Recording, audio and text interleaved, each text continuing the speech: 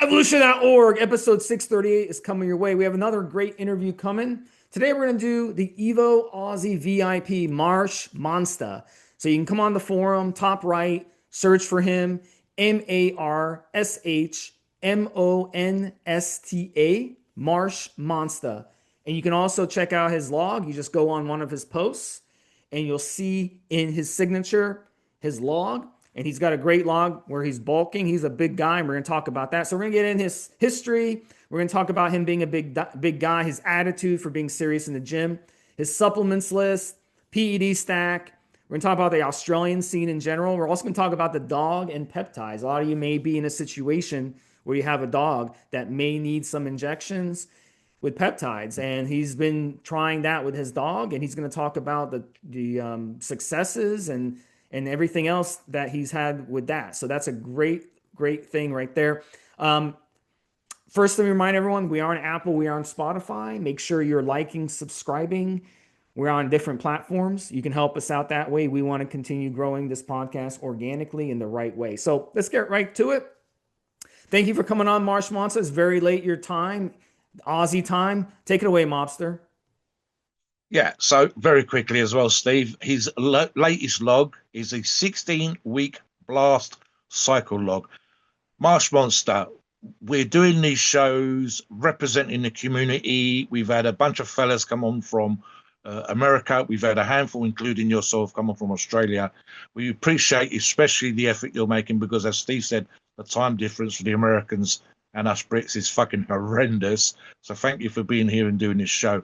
The big part, and I think the Oz section is a great representation of this, is the growth in the community the last few months, never mind the last couple of years, but especially the last few months, has been absolutely fucking massive with the guys supporting each other in Oz, with the community as a whole supporting each other far more than we've done before. And a part of that of these shows, bringing the guys on, telling their stories. So on behalf of Steve, myself, the forum, the moderators, and the Evo bosses, thank you so much for coming onto the show today. It does mean a lot to us.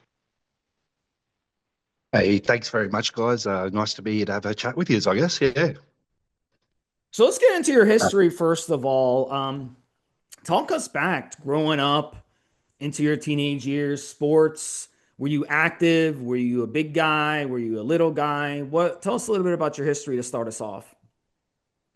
Um, from my early days, I was always into sport, any sport, running, long distance, swimming, mainly basketball, rugby league, touch football when it was that season. Just any sport I could do. I wasn't an overly big guy. I was just a tall guy, very thin. So I never really lifted weights back then. So that wasn't really a thought. So it was all about running and stuff like that. So yeah, very active. And what was your number one sport in those days? Um, Mainly basketball, to be honest. I done a lot of club basketball, school basketball, represented Queensland and stuff like that for teenage years, and yeah, it was mainly basketball, to be honest. Yes. Which position did you play? Oh, obviously center. Yeah. Center and guard. There's no other really positions for a tall guy, is there? Okay, cool. Not, And not at school age yet. what was your specialty in basketball? Were you a good blocker? Were you a good shooter? Were you good? What was your Yeah. specialty? uh, Blocking a rebound was my sort of thing, and I could. Well, I think I was start of high school. I can't remember what that is. About 12 years old. I was almost dunking then, if not a year after. So I was ahead of most of the people at that age. So it was pretty easy for me. And yeah, so that's good. You were able to dunk because you're 6'4", correct? Yeah, it's always handy when you're young to be able to Yeah. dunk, isn't it? Yeah. How did you like Michael Jordan? He was kind of a late bloomer. He grew a lot later on in life. I think it was late in high school where he really started to grow. Was there an age that you grew very fast, or were you just always tall from when you were younger? Oh, I think I was 6 foot in high school, so I was always growing pretty tall at a fast rate. So yeah, but like I said, very thin. I don't think I even Yeah. for a long time now I wouldn't have even broken 70 kilos. You know what I mean? Yeah. Yeah, they all say with Wow. basketball players, it's like an advantage to be thinner. You know, you don't want to be thick, obviously, because that won't work with your knees. Did you ever run into like injuries, like basketball injuries, like with knees, hips, feet, anything like that, ankles, common injuries? Um, yeah, major ligament damage in my ankle. I had that a Ooh, few times because I was always playing grades that were above me. Like I was playing in meds divisions when I was young. So when you got stepped on, you probably got injured. So yeah, it was never a good Yeah. thing. so when did you transition and start getting into bodybuilding or weight training? How old were you when you really found that? Oh, to be honest, it was later on in life, probably closer towards 30. I would have been about 27 when I started doing some training. I ended up starting a new job at the time, and a fella I worked with, I became mates with him, and he started getting me to go to the gym, and that's how it all started, I guess. And I trained for 4 years solid with him, and made some good Nice. gains and progress, and got addicted to it. Okay. So Something, Steve, sorry, go ahead. Steve, something you and I talk about is that we said you and I have had the advantage, and I'm thinking maybe MarshMonsta had it with that fella. We've had the advantage of being mentored or given good words of advice by experienced athletes when we first went to the gym, especially when we first went to a proper gym. And what you just said, MarshMonsta, made me think that that person has given you good foundation in the gym because, as you said, you made great gains. You've trained with him for 4 years, and even if you don't train with him today, that foundation, the knowledge, knowing how to work out, being shown the ropes, has kept a lot of us in the gym until today, which is 11, 12 years later for yourself. So, and again, this is going back to the community thing that I said at the beginning of the show. Having people around you of a like mind, showing you the ropes, not letting you make mistakes, absolutely gives you the foundation. I'm looking at your photographs while we're talking. That's enabled you to build the muscle and be the fella that you are today. And obviously, as we know through your log, put back out the information in for the other fellas to benefit from as well. So, do you think that's a little bit true for you, having that 4 year apprenticeship, if you like? Most definitely, Mobster. He taught me how to lay the initial foundation of just getting in there every day and training. It probably wasn't ideal, but when you're a newbie, you're still going to make gains anyway. Training 5, 6 days a Yeah. week and just going all hard out. So, and I worked with him. We egged each other on. We were basically Yep. eating, training, and working together. So you can't get any more motivated than that. No, no, no, exactly. Yeah. So Yeah. what's so fast forward into that. When did you first really start getting serious about weight training and bodybuilding? How old were you? 28 was when I Okay. first started training with him. But to be honest, I haven't really got serious till I got on the started logging on this forum Mm. 2 or so years ago. That's when I'd say I really started getting more serious. Okay. How'd you find the forum? Um, just I was at the gym talking to guys, and someone mentioned it. I got on there, had a look, uh, started started having a little bit of a look around on there and logging, and got picked up by a lab fairly quickly, which was lucky of me, and I just went from there. Okay. And then when did you start using steroids? Was it 2 years ago when you started your log, or was it a little before that? Yeah, it was back at the age of that 27, 28 when I met that fella. That's it. He got me into the world of PEDs and everyone at the gym and stuff like that. And so I did cycles on and off, but not properly because I didn't have the knowledge back then. Um, I didn't have the guys around me to give me the heads up and the insight on all of it. And there was no real talk about PCT and stuff like that back then. It was pretty bad. But so I did a couple then, and then I had a long time off of it, 8 years, and then like just a couple of years ago when I've come back to and started logging, that's when I've started getting on them again. So what So was let the me ask you a first? question. Sorry, Go Steve. Let ahead. me Go ahead. ask you a Mhm. question then. Do you think your progress, since you now know better what to do and having the guidance you've had recently, your progress now has been better versus kind of experimenting, making some progress, but not entirely being sure what you're doing? So, yeah, the difference between knowing what you're doing, having help, having guidance, coming onto the forums, and being picked up by a lab versus kind of sort of out there slightly in the dark. Do you think there's been a big difference to the effect that's had on you, the progress you've made? Massive difference. You just got to go back to the start log, I think, and the physique was nowhere near what I've got now. I'm just on a different level where I'm at, and without the log and logging and keeping honest and having the people supporting me and giving me advice and stuff, I would definitely wouldn't be where I'm at now. Mobster. Yeah. Yeah, that's great to hear. So touch on the first time you used steroids. What did you decide to use? And tell us Oh, tell us the experience of your first cycle. Some of the mistakes you okay. made that you look back and you're like, oh my God, I can't believe I did that. Okay. My first cycle was just one vial, 10 mils of Sus 250. And I think my mate told me just do 1 mil a week. So I did that every Saturday, did 1 mil for the 10 weeks, and still, still made some. I think I put up around 6 kilos, 7 kilos on just for that. So So, That's so that, where, that's where still were you at? that's So tell, 13 pounds, Steve. what were you at in kilos when you started, and then you added that many kilos? What were you at when you started? Were you really I, skinny? yeah, I would have been 75 at the 75 most, kilos. Okay. 74, 75 at the Pounds. most. No, sorry, about 160 something pounds, Steve. Not fucking Wow. huge by any stretch So of the that imagination. is really Yeah, 70, skinny for sure. Yeah. 70 yeah, kilos is 154, so 165, 166 Okay. So you're pounds. basically like a really tall, skinny dude for sure. Yeah. Just the basketball Oh, I physique, know, I yeah, guess. Yeah. yeah, yep. yeah. Unless you're Shaquille O'Neal, of course, you know, No, definitely because he's the like opposite to 300 Shaquille pounds. O'Neal. But that 6 or 7 kilo, not even knowing what you're doing, and you still put on close to 13 fucking pounds for the Americans is absolutely massive. The progress, and this is again for listeners, the progress we make at the beginning when we know the fucking shit we're doing, the progress we know when we've had good guidance, the progress we make even when we kind of not doing what we should do with PEDs and not quite learning the ropes versus learning. I mean, if you get the diet, you get the training, and you get that.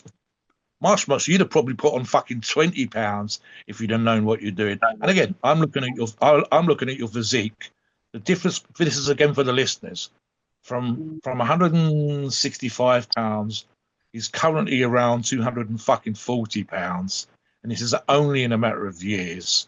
So that is a huge fucking difference, Steve, from where he was to Yeah. where he is now. Absolutely massive. I think that's kind of though it's kind of an advantage if you want those washboard abs to come where Marsh Monster came from because he came from being skinny, lean, tight waist. Yeah, Ectomorph, yeah. exactly. And that's the Yeah. physique. Now, if you look at him, that's perfect because he got on PEDs, he put on some muscle mass, and it really matched up good with his ectomorph physique. And it looks like now, if you look at him, I'm counting 1, 2, 3, 4, 5, 6 abs that are visible. And I think Yeah.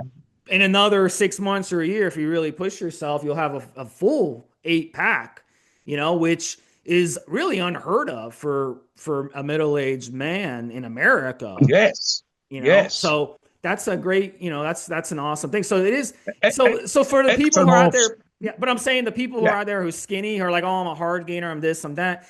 Don't look at it as a disadvantage. Look at it the way No. Marsh Monster approached it as an advantage. It doesn't have to be a disadvantage. Do you agree with that, Marsh That's I, Monster? I, that's right. Yeah, yeah. that's right. You're not a hard gainer. You're a bit. You become a lean gainer. You just got to Yes. Yes.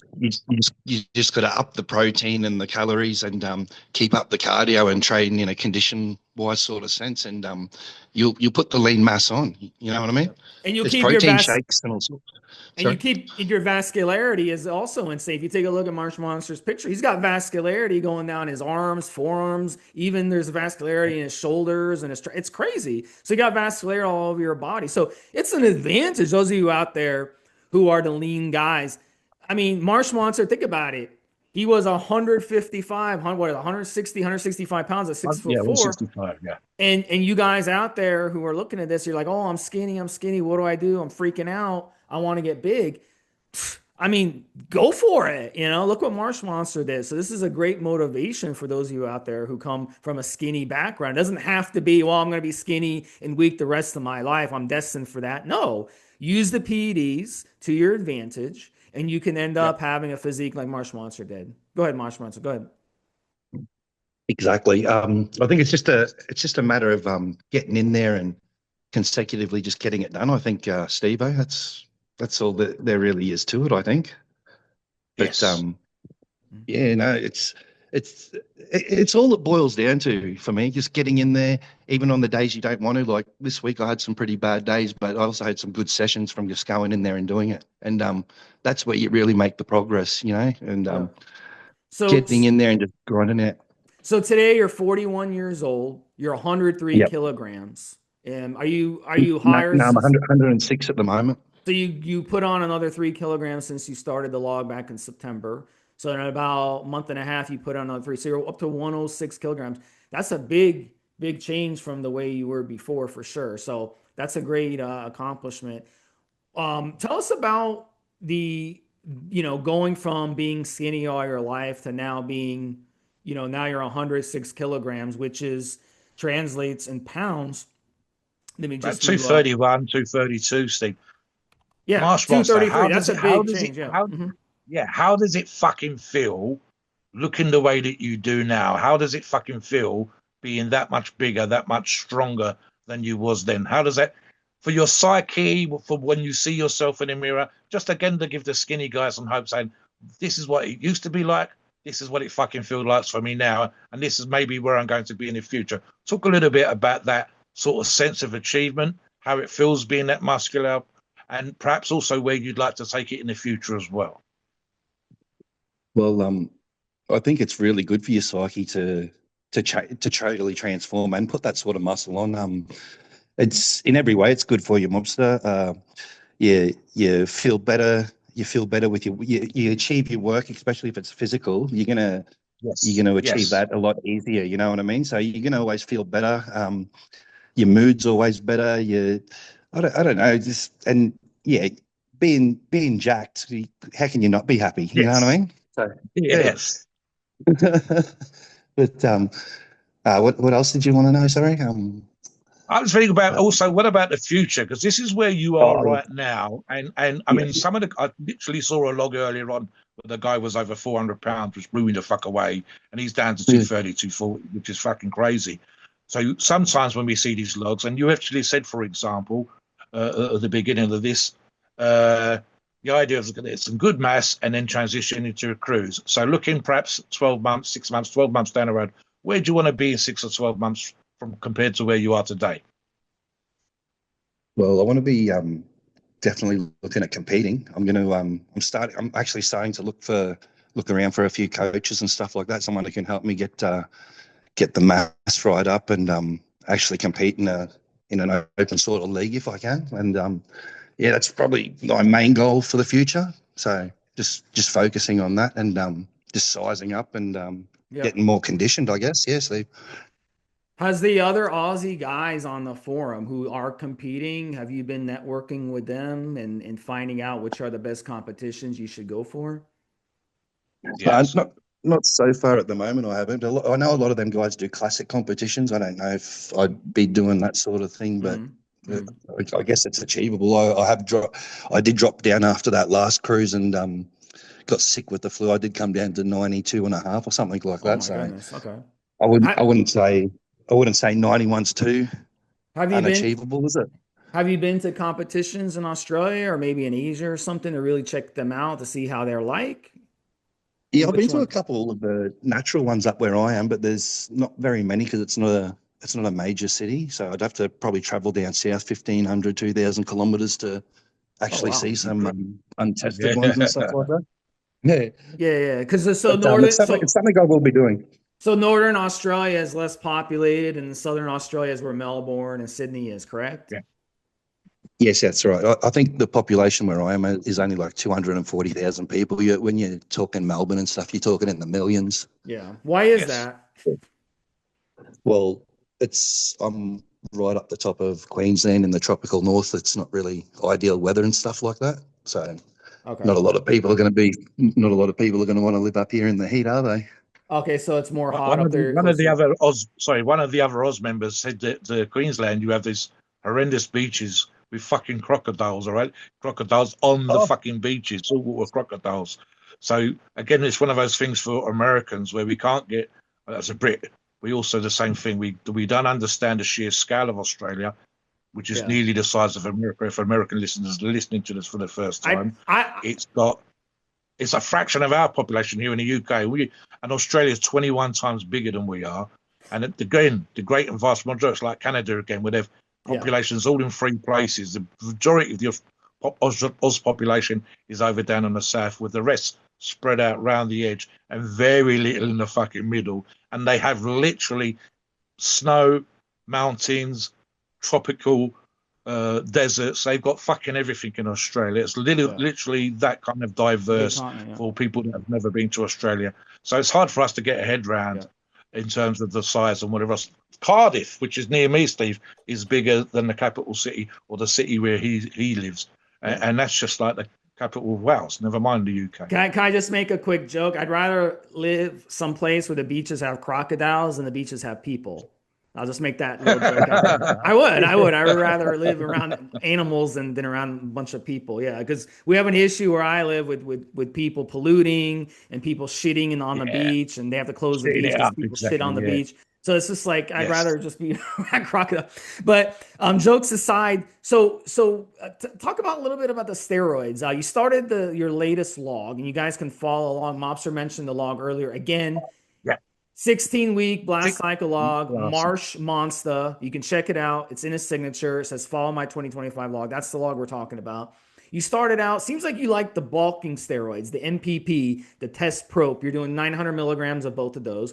Then you're doing 5 IUs of the HGH. You're doing some aromacin, you're doing Cialis, and you're doing anadrol on top of it. So seems like you're attacking these bulking compounds. Tell us how that's going, and tell us if you're going to be changing it and going to more lean steroids in the future. Yeah, at the moment I'm running the 800 test prop and the 400 MPP, but I've actually cut the aromacin out. I have no need for that for probably the last month that came out. I do like these steroids now that I'm leaner, because it reduces the need for the AI and SERMs, which suits me more, because less side effects, less drugs I got to take to combat it. You know what I mean? So, but definitely probably going to move on to more of a cutting phase next. Probably use a bit more EQ, lean stuff if Primo ever becomes available again, that sort of stuff, Steve. So yeah, so besides, I'm always up for changing. So besides the testosterone and the MPP, what other injectables have you used previously? Just really Sus, Test E, Deca, Tren, Ace. That was that last log I did. I did the 9 weeks of Tren Ace. That didn't really go too great, but talk about that. Yeah, so let's start with the Tren Ace. It didn't go well. Guys can obviously read your log on it, but tell me, what were some of the mistakes you made on it? What are some of the things you didn't like about it that made it not go well? There wasn't so much what I didn't like about it. It was because I could have changed that with getting used to the side effects. Not enough digestive enzymes and probiotics. Probably I had big digestive problems and heartburn and reflux, and I battled with that for a fair few weeks towards the end, and it was pretty unbearable. And then probably pushed the dose way too high for my first go. Like 400's a fair bit, so the hot flashes out in the sun were pretty crazy to handle. So yeah, I would do it again, but on a cutting pace. But I'd probably stick to low doses and probably do everything I'm doing now properly with all the supplements and stuff, but do it at a low dose, and I think I'd be fine, to be honest. Same as what's happened with MPP for me. I used to have side effects and it was bad for me, but it was also doing so many good things, and now it's the opposite, and I don't have the side effects and I'm just getting the benefits. So it's just a really good run at the moment, Steve. I'm looking at your supplement list, and something that Steve's talked about with regards to managing the side effects of Tren. For example, Steve, something that's caught my eye here in a supplement list was the electrolytes. I think you said something the other day about hydrating and using electrolytes on Tren as being one of the small tips that people can. So talk a little bit, Steve, for MarshMonsta's benefit about how you can manage those side effects. And again, this is for the benefit of listeners. He's made that mistake. He's not making that mistake now. And the reasons why perhaps it's working better this time, Steve. Well, I'm sure MarshMonsta may have connected the dots, but the thing is with Tren, it's so inflammatory in the body that if you have intolerances to food, like it could be in garlic or onions, it could be beans, it could be anything that you just have a hard time digesting, it's going to get worse under Tren. So, and then in terms of being hot all the time and feeling like you have a fever, the electrolytes, I told watermelon.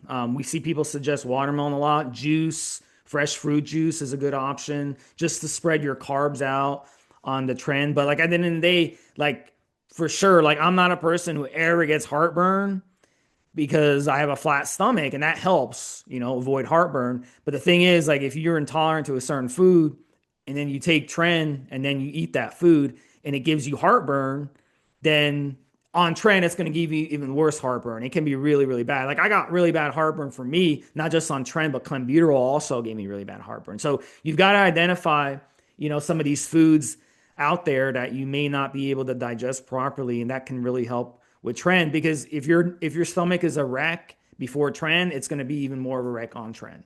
So that's that's something. I don't know, MarshMonsta, if you noticed any trends when you're on Tren of certain foods that would flare up your heartburn, maybe a time of the day. Because with me, I remember on Clan, like around 3 or 4 o'clock, my heartburn would get bad. And it happened to be like a little bit, maybe an hour or two after I had lunch. So it's like sometimes meal timing can make a difference. Did you notice any patterns with that? Most definitely.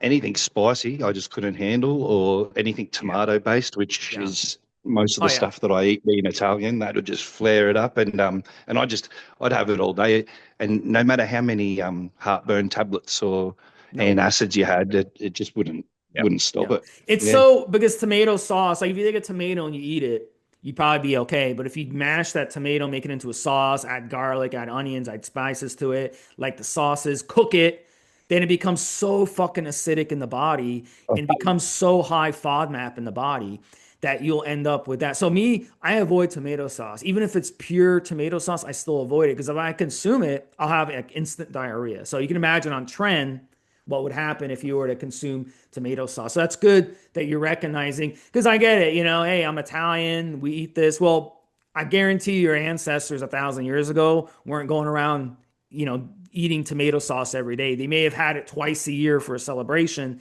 but they're not eating those types of Italian foods every single day, like the Even restaurants want you to Steve, think. Yeah. even as I think Marsh once said, and this is one of those again, just piece of advice for listeners. When I did my cut stack thing with the trend, which included the trend, it was probably autumn. I wouldn't want to do it in the middle of the summer, and especially the dose that Marsh Monster Oh was no, using. no. So, 300-400 milligrams, I'd be sweating like a Were you motherfucker. were So you were just you think that, yeah, how were you taking the trend during the summer as well, Marsh Sponsor? I mean, your which is summer. hot breeze anyway. Yeah, unfortunately, it was a Yeah. summer blast, and was probably the worst idea of my life doing that. So What lesson what's learned. the Yeah. what's the temperature get up to in where your neck of the woods is during the summer sometimes? Oh, anywhere between 36 and 40 degrees Celsius. So I'm assuming that's up in the high 90s for That's you over guys, Fahrenheit. 100. 40 Oh, Celsius is 104 Fahrenheit. And that's not counting heat index, right? Yeah, no, yeah, yeah, it's, yeah. that's, So heat that's too bad. index, it's very humid, so Yeah, it Oh can yeah, push the. it gets up to 80 something percent. It's the Yep. tropical So you're north up talking here where we have a 115, cyclone. 120 heat index. So you're Oof. sweating all the time. You wake up in a sweat. So yeah, Trend, that's another good tip right there, Marsh Monster, that you're saying. Don't use Trend during the hot parts of the year because it Ever. become impossible. If you start sweating just a little bit, it's like a chore to try to rehydrate. It's like almost impossible to rehydrate. It's like ice baths. I was having to take cold showers while I was on Trend, and I was still unable to cool down. That's how much Trend really, really is brutal. So it's something with Trend. Like at the end of the day, I think with you, it's something to reinvestigate in the future. Now that you know like how your body reacts and how your body not reacts. So is that a possibility that you'll possibly go back to Trend in the future and maybe try Oh, it a different way? further further down the track when the application calls for it, I guess so, Steve, but not just run and blast cycles and stuff like that. I don't think I need to. I don't think anyone really needs to be doing trend Yeah. up here like that. So yeah, I'll just take it as it comes. But I'll definitely use low dose later on. Okay. Yeah. So let's touch a little bit more on I- some steroid talk. Mobster, you wanted to say something? Go ahead. Well, I was going to, yeah, if you want to talk about that, Steve, I'll also touch upon a little bit his diet and some of his training Yeah. as well. But by all So means, go ahead. let's finish up this a little more about steroids. So you mentioned you got to train, I cut you off. Continue on. Are you going to be doing the Winstrol of the world? You said you wanted to do equipoise. How much equipoise do you think you'd be using? I see a lot of Australians really love equipoise. They're blasting a lot, especially the guys who are competing. Like how high do you plan on using equipoise? 1,000, 1,200 milligrams when you compete, or is it a little more mild? No, well, I think that first run I had last cycle, I was up around the 800, 1,200 test, 800 equipoise, and 600 deca. So yeah, I seem to handle it pretty good actually. I'd say I could go higher than that. Okay, nice. Yeah. And what kind of side effects did you notice when you were jacking up the dose that high? With EQ, no side effects actually. No AIs needed. It was a pretty good run using that for the first time, to be honest. Nice. Sounds like it works for you well. Yeah, I think Yeah. equipoise. I think a lot of people, really like equipoise for that reason. We see a lot of competitors really jack up the dose. And then tell us about some of the cutting, hardening ones like the Masteron, the Winstrol, and the Anavar. Are you planning on using those in heavy amounts in the future? Like, what are your plans for that? Well, definitely, I'm going to be looking at running a cut sometime after this in the next 6 or so months or whatever, and I will use Winstrol or maybe a bit of Clen or something like that. Try some other compounds. I haven't really tried any of those cutting ones like Masteron. I've tried Primo at low dose on one of my cruise logs, but yeah, I like to explore the PEDs, Steve. I'll give them Yeah. all a go. And then the GLP-1s, is that something that you've tried or you will try in the future? No, Think I that- haven't really tried them, and I'm Okay. not too interested in them, to be honest. Really? Hey? Okay. Yeah. I just think the only reason we're asking for that because you're obviously lean already, and I'd love to see how fucking lean you could get if you do a cut in the future. Is that what we've seen? Is that the guys that were competing or looking to get cut were using Clen, and just recently the GLPs become so popular that people are actually dropping Clen in favor of getting cut. You're not talking about someone who's obese here, Steve, that needs to lose 40 or 50 pounds, which is of course where it all came from. But the bodybuilders on our forums tend towards being lean, and the idea of using something that doesn't make you feel like dog shit, was Clen sometimes can, and getting into shape and helping you get fucking even leaner than you are already, MarshMonsta, is perhaps something just to look at for the future again, because this is what we're seeing with other members. You, for example, with the products you were just talking about, had zero side effects and issues on it because obviously those ones work incredibly well for you. And so the idea that you can use some products and have side effects, the trend, and then have EQ and Winstrol and have zero side effects and get great gains, obviously means that exactly what you did worked for you well. You're a big muscular motherfucker, like we've already said. Why do you need to do something that you don't need to feel comfortable doing if what you are doing is working well for you? These are only suggestions, mate. If you get yourself a coach, this is the kind of stuff you're going to need to sit down and talk about with regards to what can you do, what can't you do, what works, what's your plans, and so on. We're just putting that information out there for you to sort of say, is it something you could consider? Look at what other people are doing, and then maybe include it in your PED second. By all means, go with what works for you. That's the most important thing. Mobster gets 1% commission when people use GLP. That's why he's trying to push it. When they get redder. He's trying to push it. He's working with Eli Lilly. He's trying to push If it on only. people. What's the code? He's a co-inventor of it, so he gets a little. Can you imagine? Richard's Midas, mate. Richard's Midas. That'd be fantastic. So let me change the subject. Yeah, let me move on a little bit. But yeah, so for example, Steve, something that we talk about with logs all the time, and MarshMonsta is a great example of this, again, for the benefit of the listeners. Literally page 1.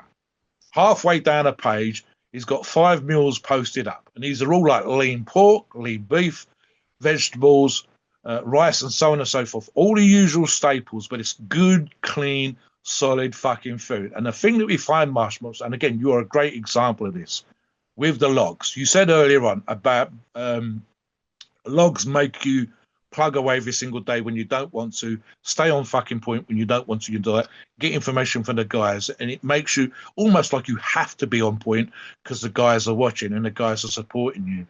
And the key things that we see come again and again, and you touched on this, was being consistent in going to the gym, not missing sessions, not coming up with excuses, but especially, and it sounds like a silly thing to do, I don't post pictures of my food, but the guys that put pictures of their food, it's like they can't fucking cheat. They got to put up clean, solid fucking food. And obviously, again and again, the guys that do that, like you, MarshMonsta, are the guys that are successful. Yep. You can't fucking cheat because people are watching. You've got to eat decent because people are watching. You have one of the best. End up being the best. Yes. You have one of the best logs when it comes to food pictures. Like, is that because the Italian background? Is it just you just grew up like in a cooking household? Like, tell us about that. How did you get so good at coming up with these foods? Oh, it's definitely been in a Mediterranean inspired household with that's the menu. My father was a chef, so and my mother was always a good cook. There so you go. So you watch your parents, definitely kill it, in the kitchen, right? And then they taught you everything, right? Pretty well there. And but when you're bodybuilding and you love food and you got to get the calories down, you learn how to cook real quick, and you make it tasty. Isn't that get it down. I was gonna say, isn't that a nice advantage of being an ectomorph and growing up skinny? Because now, as an adult, you get to make these delicious meals, and you don't got to feel guilty about eating them. Let me give you an example, Steve, because MarshMonsta just said about learning to cook. Samson Dualda was last year, not this year's, last year's Mr. Olympia. And on one or two of his videos, he cooks up all his chicken breasts and all his steaks at the beginning of the week. Now, his wife was the coach. She was the coach that helped him win the Mr. Olympia when he won it. But he's the fucker cooking his own food and seasoning his own food so that he gets to eat exactly the right kinds of food. She might be telling him what to cook. She might be saying this is what you need to eat, carbs, your protein, your macros. But he's the fella cooking that stuff. And this is what MarshMonsta's doing. He's preparing his own food. And it doesn't have to be fucking boring. A little bit of zest, a little bit of lemon, a little bit of fucking seasoning. And it looks fucking... I would eat the food that he's put on his plate all fucking day long. I would have more pudding, but I would eat the food that he puts on his plate all fucking day long, mate. Those pork chops, the trimmed off meat, the vegetables, a little bit of drizzle here and there just to fucking flavour it up. I would eat that all day long, mate. Absolutely. It'd be coming out my ears. So talk about some of your foods and some tricks that guys who are ectomorphs or trying to bulk up. What are some tricks for them? Are you food prepping a certain time of the week? Are you using a certain appliance that a lot of people don't know about? Like with me, I always tell guys, go invest in a slow cooker and an air fryer and a grill. Like literally in a rice cooker. Those four things, you can literally cook anything with those four things. Help some of the guys out there, things that you've learned over the years. Yeah, I'm using all the same stuff as you, Steve, the rice cooker, grill, and air fryer and stuff. It just makes things quicker and more convenient. You can get a few things going at the same time. With my meal prep, I cook a fair bit of food, probably enough for 4 to 6 meals, and I'll do that for 2 nights in a row of 2 different dishes, and I'll just eat those 2 different meals. Like it'll be beef and chicken or beef and pork or something like that. And that'll last me for the next couple of days, so I don't have to keep cooking and stuff when I need to be working and coming home and doing stuff and training and being busy and stuff like that. So, and as for tips for skinnier guys to bulk up is put raw eggs in your protein shakes and double scoop it. I guess I don't know, but just because I find I need 2 decent protein shakes to get my protein up for the day when I'm working pretty hard. It's hard to get 4 or 5 meals in when it's hot and you're working hard. So yeah, I think there's tips and tricks to do, like the protein powders and the protein water, and that's the sort of way I approach it. Because you have a lot of steak too. Tell us some tricks and tips with cooking the perfect steak. Because steak is pretty fucking easy to cook. It's a lot easier to cook, in my opinion, than chicken. Because steak, you can buy it and literally leave it in the fridge for a couple of days and throw it, and then cook it. It's pretty easy to cook and it stays good for a little bit. for a few days at least. But chicken is kind of like if you leave it in your fridge a couple days, it gets kind of rotten, and it's hard to. And eggs too. Eggs, you cook eggs, they don't really taste that good as leftovers. But steak, it tastes good even 3-4 days after you cook it. So, is there any secrets with the steak to making a good steak? I think just a good grill, Steve. I use a Weber Q here. I don't know what you call them. Do you call them Webers over there? The little hooded grills? We have a Yeah, George brand called Foreman. Weber. George If Foreman. that, Yeah, yeah. Yeah, yeah. You're I talking think just about a cooking that. barbecue style grill. are you Yeah, talking about sorry. like a gas grill or like a propane Charcoal, yeah. grill or like a charcoal? Yeah, a gas grill. Yeah, Okay. Yeah, yeah. yeah, yeah. But I think seasoning some good steak and putting on the grill, medium rare. It sort of gives you a bit of leeway to put it in the fridge and you can recook it because it's still rare. You know what I mean? Over those, like Yes, you said, yes, over those yes. next 3-4 days, Steve.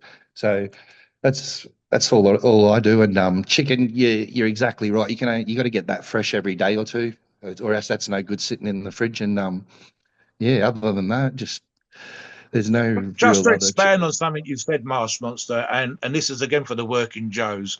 Marsh Monster said, and I actually remember that I've done this when you said this. So I was my last job. I'm not fucking doing those kind of work now, but my last job was 12-hour shifts. A lot of the Oz fellas are doing FIFO, fly in, fly out, and sometimes the camps and places they're working can be shit. So when you're doing the long fucking days, and if you're not doing the FIFO, the days before you're going to do this long fucking day, 12, 14, 16 hours or whatever else, cooking 2 lots of food at the same time uses the same amount of gas or electricity or whatever as 1 lot of food. It's just more food on the plate, more food on the tray. And MarshMonsta is cooking 2 lots of chicken, 2 lots of whatever, so that when he's done the fucking long day, the last thing he wants to do when he gets back from a long shift, a hard day at work, is spend another hour or two preparing food. He's got food ready to fucking go. He's got stuff to microwave in terms of the pre-prepared vegetables, and he's got stuff to reheat like the steak, like Steve just said, that's from medium rare, and it's pretty much cooked, and it's like 10 or 15 minutes instead of another half hour or hour preparing, cleaning, washing, what the fuck, because you've already fucking done it. And again, from the ectomorph, from the quote unquote hard gainer stuff, you can't fuck about because the food's there, it's in front of you. You know what your macros are, you know what your carbs are, you know what your fat is, you know what your protein is, and this shit, it's ready to go. You know what's in there, and you ain't got to think about it. And again, you're tired, it's the end of the day. What are my fucking macros? No, that food, if I put that steak with that spud, with those vegetables, I'm golden. Can eat that and then go and get my head down and rest and recover from the hard day's graft. So that's an absolute tip for listeners talking about that stuff. Let me move on a little bit here, Steve, into the training. And I made a note here because we're not talking about world-class fucking lifting, sort of shit that I'd like to fucking do, obviously. I've got you down here, and just a couple of numbers that stood out for me reading through your log. I said 100 kilos. This is when you started your log. 100 kilograms or 220 pounds for our American listeners. 3 times 12 on a Smith machine press. That's for the shoulders, for example. And you've added 10 kilos or 22 pounds from September to early November. Dips, which not enough listeners do, Steve. And then bearing in mind he weighs 230, 240 pounds, there or thereabouts when we're doing this podcast. Doing dips at your body weight is fantastic. And even I've got here MarshMonsta, the 200 kg, or for again for the American listeners, 440 pound front squat machine. Talk a little bit about the kind. This is again for the skinny guys that are wanting to add muscle, exactly like you've done, coming from that background. I like to recommend that the compounds, especially for ectomorphs, and brief, hard workouts. So talk a little bit about your kind of training. Does that echo what I've just said, or is there anything in there that you're doing slightly different?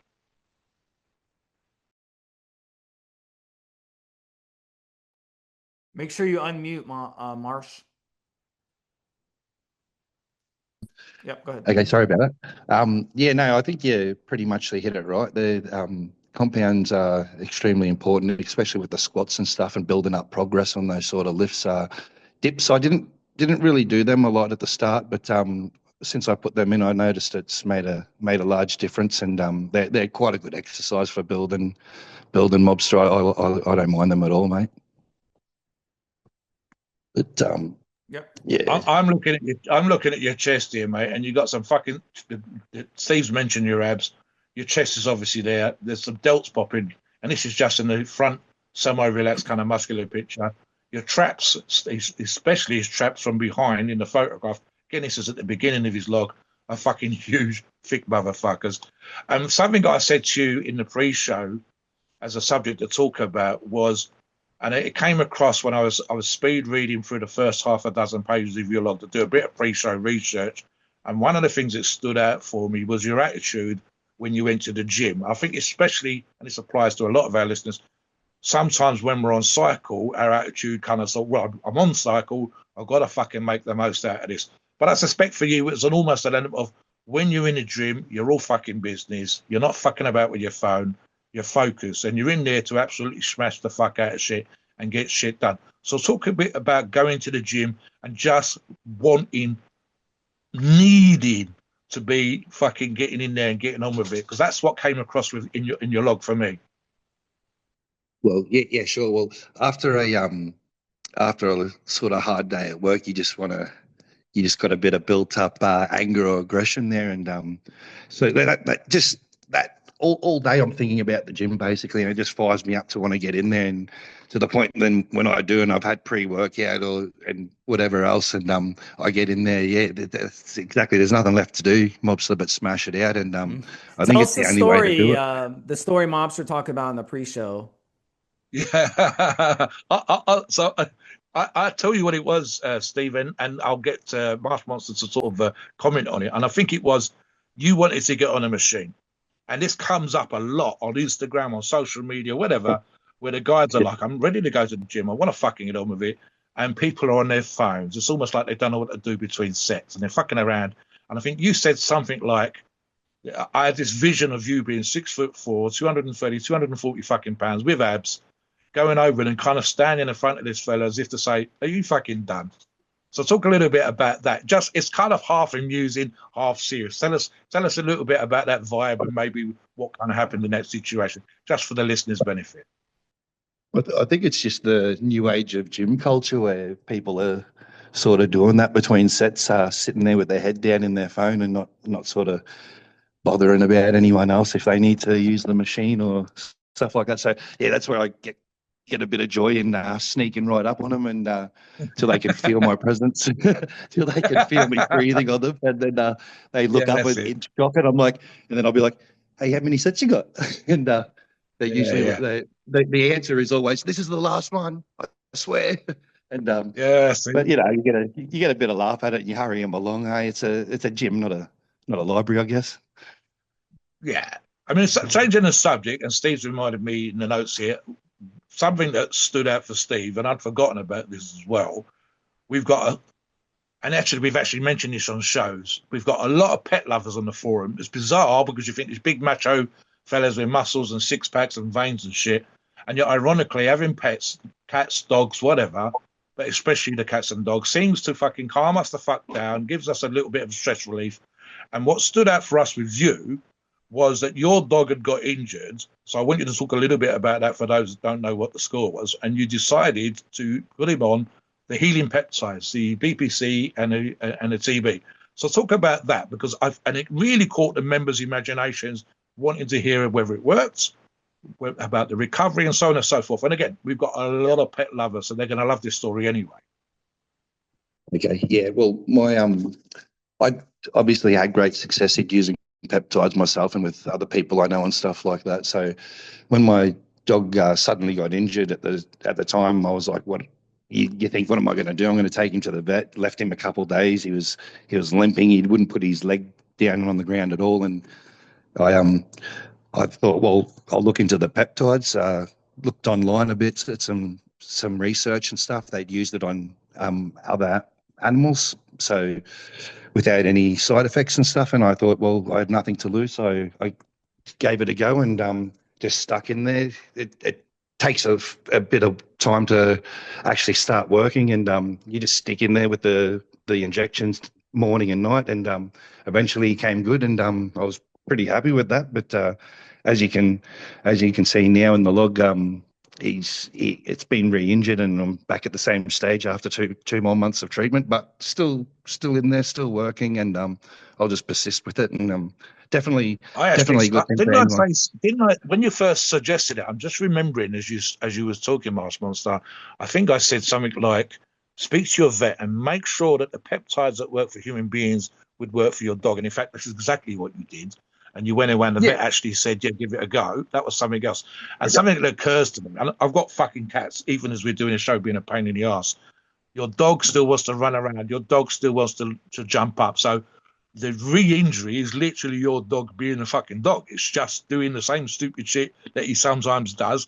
He wasn't completely 100% recovered. He's gonna re-injure. He's a big muscular motherfucker, if I remember rightly. So Yeah, the bigger dog, if he jumps around, he's more likely to strain himself. So yeah, listen again for the benefit of listeners. MarshMonsta, double check with a vet.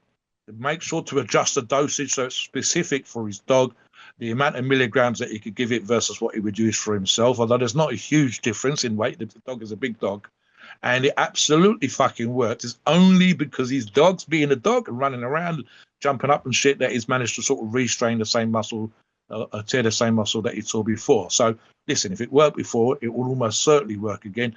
The only problem is trying to fucking get the dog to sit still and rest and recover. And of course, dogs are what they are. They want to run around, they want to jump, they want Yeah. to do that kind of stuff. We'll But it talk was about fascinating. that. It was fascinating for the loggers. Yeah, it was We'll talk fascinating for about the Evo that members. and talk about the protocol you put the dog on because it did help the dog, right? It did help the dog. Yes, yes, yeah. yeah, So it helps immensely. When the dog first does it, and he can't even put the leg down on the ground. Say you've sort of got to tie him up for at least half the day. You can't leave him tied up forever. He's still got to walk around and get yeah. circulation So and do his normal stuff. what kind of But protocol did you put him on, and where were you injecting him exactly with the TB 500 and BPC? Talk about that for anyone else I listening. think I think it was 500 micrograms BCP and 500 TB 500 twice daily. I think that was, and I was just running that for pretty hard for about 4 weeks at a time. Then I'd go back down to half the dose. So for the next month, but I think this time I'm probably going to leave him on a bit longer and then have a little break and then put him back on it just to make sure we get that leg nice and strong because he's made some good improvements in the last week, like leaps and bounds, and he'll be back on the ute in the next week. So I'm pretty happy with how he's going. Where were you He injecting? had, Steve. He had his own log, Zeus, the dog's name, Yes. and he had his own log. I'm looking again at your signature line here, which was the Recovery BBC 157 TB 500 HGH cycle log. So that was specifically a log just for Zeus that we had on the forums that you guys can go and check out. Listen, I've done some of this stuff very quickly again, Steve, in my little magazine where we were talking about the vibration platforms which were used for dogs, racing dogs, hunting dogs, and racehorses. And so even creatine come from the tea bags they were giving racehorses. And some of the athletes started to realize this stuff was being added to these herbal tea mixes that they were giving to the animals. So there is a crossover there. And whether it's rehab, the value, the love and affection that we have for animals as well, of course, and the idea that we can do these things to help our dogs recover. And again, as I'm sure MarshMonsta will appreciate, I don't think it's any different in Oz as it is the US or it is in the UK. Vet bills can be fucking monstrously expensive. Tens of thousands of dollars, I think we talked about on another show. So the idea that you yourself can help heal your fucking dog or your cat is something that we need to look at when the bills are getting absolutely fucking crazy and we know where to get the good products, etc., etc., etc. So that's got to be useful as well, Steve. Yep. And where were you injecting the BPC and TB 500? Were you doing as close to the injury as possible, or just anywhere? Yeah, I was injecting him on that right side hip, but on the outer, not on the inside, and that seemed to be pretty tolerable for him. But to be honest, with like I've mentioned in my log, with a mastiff and the skin looseness it's got, you can basically inject into its foot if you really needed to. They um they They don't. really Yeah. tolerate it quite well. They don't feel anything. All right, so talk about the Australian guys on Evo, and what do you like about Evo? And maybe touch on a couple logs that you really like on Evo that really motivate you every day. What are the first logs every day when you log in that you really go check out? I mainly check out some of the classic physique guys on the Aussie scene, Quality, all up from here. Yeah, a few of the other boys. There's Pigsy's always got good logs. Yeah. Yeah, no, there's definitely a lot of good Aussie logs, and like you said at the start, in the last couple of months, it's really expanded and blown up. So there's always ones popping up, and it's always interesting to see. It's always good to jump on and have a look, I guess. We got some Oh, good supported Oz logs. You mentioned being supported yourself. We've got the community. I mean, the Oz forum, Steve, was always a strong community kind of aspect anyway, but it's absolutely, as you just said, MarshMonsta exploded. And I mentioned at the beginning, in the last 3 to 6 months, the sense of community across the whole of the forum. It's like we've learned from the Australians with the nature, and I've touched on this as well now, the nature of getting PEDs into Australia, sourcing PEDs in Australia is a little bit like it was in America 20 years ago. It's been difficult. And so the guys, when they get a good source, when they get a good product, be very supportive of each other. And the idea again, so that enabled the community thing to kind of the vibe to start. And the guys were always bigging each other up and backing each other up in that regards and telling each other about sources and products. In the last 3 to 6 months, it's absolutely fucking exploded right across the forum, Steve, as I know that you know. And that sense of community, Pigsy, for example, is being bumped up left, right, and centre in terms of VIP and mod and so on and so forth. And how that fucker finds the time of day sometimes. When he did the show with us, it finished at 1 o'clock in the morning, his time. He's 16, 17-hour days when he's working at the vineyards, at when they're harvesting the grapes. But even the rest of the year, he's doing other bits of work all day long, and he still finds time through the day to fucking help the guys on the forum. So listen, MarshMonsta, you yourself are becoming an example of that. You don't necessarily appreciate and understand this, and I'll say this now. So with your physique, and Steve talks about coming from that skinny basketball player, when we run logs, and I'm including myself and Steve, because that's not the reason why we do these logs, but we are having this impact without us realizing, and so are you. People will see your physique. People don't post. For every 10, 15 fellas, 100 fellas that post on your log, there's another 100 per person. So 1,000 people reading your log. And they will see this 6'4" Australian fella that's doing a hard day's work with his big fuck off mastiff zub that he loves, that's trying to look after, and they'll see your six pack and they'll be inspired. And you then put out by example with your food, with your consistent training, with your get it done attitude to the gym, that you're out there fucking smashing it. And they go, I thought I was a skinny fucker and I was like 23, 24 years of age and I was 6'4" and I weighed 150 pounds or something. I go, look what MarshMonsta's managed to do. He had a good foundation in terms of being trained right and shown the ropes. He's learned what PEDs work for him. He knows how to fucking cook. His food's straightforward and simple yet effective. You become a leader or an inspiration without you even understanding that. But the community thing where the guys are helping each other, I think, again, like I said, the last 3 to 6 months, it's always been there, but it's exploded. So you see these people that MarshMonsta's logs, he's going to look at these other people, being motivated and inspired by them. And without you even understanding it, and even with the banter and the back and forth and the joking and jerking each other's chain, we're not really ripping people up. We're not fucking around with them. We're trying to support you and get you to be the best person you can. Do you get a little bit of that vibe for yourself when you're doing what you're doing on a daily basis, but also when you're coming onto the forum and reading it? Definitely, Steve. To be honest, I get motivated by a lot of these logs. There's some really good training and diets and in-depth logs out there. It's You can look for days online at them. You know what I mean? And it is inspiring. And like you said, I hope people do see my physique and get inspired by it and realize that at 40 years of age, it's not too late. You can get in there and change your physique. Age means nothing. You just got to get in there and work hard. So it all comes down to what I was saying about the logs, Mobster. The support, the motivation, it just keeps you honest and on your goal. You know what I mean? Yes. And I think key phrase that you mentioned earlier on, I'm going to repeat this now, Steve, as we get towards the end of the show. MarshMonsta's talked about being consistent. You've talked about the ability to cook food, Steve, and there's something MarshMonsta's done. Other people will hear, for example, with MarshMonsta's learn what works for him, what doesn't work for him. I've talked about, and we mentioned it again just now, the idea of having someone show you the ropes right at the beginning of your training and enable you to cut out the bullshit. Learning what works for you in the gym, understanding that ecto and mesos and endos don't necessarily need to train the same, but equally his crazy long supplement list, being able to train when he's been at work and he's had a long, hard, pissing him off kind of session at the gym, and so at work, and then coming to the gym and still getting work done. These are the things that make you successful, MarshMonsta. They're the ones that putting your time in, getting a solid foundation, knowing what works for you food-wise, knowing what works for you PD-wise, and being just fucking plain good old-fashioned consistent and not missing out. Yeah. And having the accountability was the word that you used earlier on. Yeah. So Being let accountable via your- let Marshmonster have a Yes. final minute, and then Monster, you take us to the disclaimer. So Marshmonster, sum it up the final minute. Some tips and advice for the guys out there listening and the gals. a message, yeah.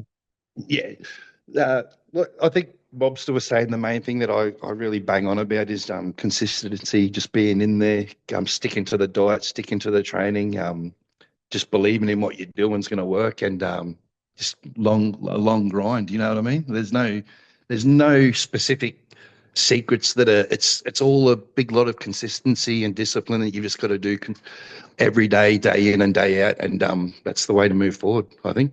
Yeah. Thank you very much, MarshMonsta, coming on the show, and especially for your last words there. That's a message for our listeners to understand it's not secret, it's not complicated, it can be fairly straightforward. Come onto the forums, listen to these podcasts. We're trying to put this kind of information out there for people. So we're not trying to sort of sex it up or give you some sort of special trick, although if we can, we will. And just fucking keep plugging away. Come on to look at MarshMonsta's forum, his log, as an example of a guy that's applying these words of advice, and look at his physique and tell me that it's not fucking working. Absolutely. So once again, thank you very much for coming on, fella. Come onto the forums, check us out, see what we're doing here, MarshMonsta's log and all the other logs and all the other, and a sense of community that we're putting out there. Let us know what you think about the show. Is there any questions we can ask? So we have Marshall back on and ask him some difficult questions the next time you let us know, listeners. Thank you very much. Yeah. Please, No problem. Thanks for having me on. Yes. Please, that's our pleasure, fella. Please note, we are not doctors, and the opinions are ours. It is our view based on our experience and views on the topic. A podcast for informational purposes and entertainment only. The freedom of speech and the First Amendment applies.